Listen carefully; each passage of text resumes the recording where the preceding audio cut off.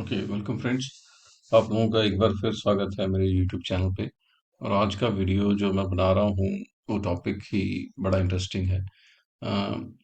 जो डिस्कस करता है किस सिचुएशन में मैजिस्ट्रेट के पास पावर्स हैं वो एक पुलिस ऑफिसर या कोई गवर्नमेंट सर्वेंट के अगेंस्ट एफआईआर रजिस्टर कर सकता है। सो ऐसा ही एक केस आया हाई कोर्ट के सामने, जहां पे ड्यूरिंग द ट्रायल दो ऑफिसर्स का नेग्लिजेंस पाया गया, पुलिस ऑफिशियल्स का। और कोर्ट ने उस उनके ऊपर एफआईआर लॉन्च करने का आदेश दे दिया एसएसपी चंडीगढ़ को।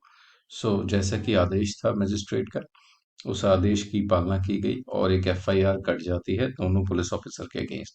अब नाउ जो पुलिस ऑफिसर हैं वो उस एफआईआर को क्वैश करने के लिए पिटीशन डालते हैं हाई कोर्ट चंडीगढ़ पंजाब हरियाणा की। जब ये पिटीशन आती है हाई कोर्ट के सामने, हाई कोर्ट स्क्रूटिनी करता है कि रूल क्या है, what is the rule book, यानी कि किस बेसिस पे, किस पावर्स के अंडर मजिस्ट्रेट ने ये एफआईआर के ऑर्डर दिए।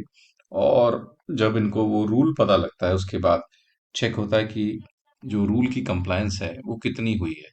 सो मैं आपको आज शेयर करूंगा कि high court chapter 1 part H rule 6 जो है इसके रिलेटेड है, would show that if the conduct of police officers and other officers is to be criticized or any action is to be taken against an officer, then the procedure mentioned in Rule 6 is to be followed. So Rule 6 relevant है।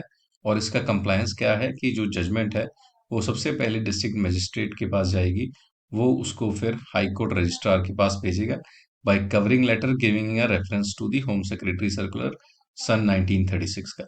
ये process है, ये procedure है। और इस typical case में ऐसा कोई भी प्रोसेस प्रोसीजर फॉलो नहीं किया गया था, ना ही जजमेंट दी गई, और सीधा एसएसपी को निर्देश दिया गया कि आप इस पे पर्चा कीजिए। उसके बाद जो दूसरी जजमेंट कोर्ट होती है वो है state of Punjab versus Shikha trading को की।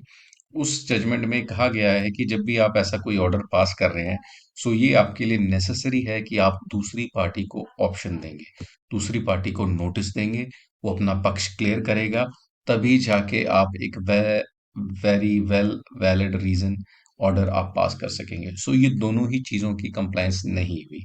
और हाई कोर्ट ने जब ये चीजों को एग्जामिन किया इस केस के साथ, वंस अगेन ये कंप्लायंस नहीं मिली। और जो पुलिस ऑफिशियल्स थे देवर लकी।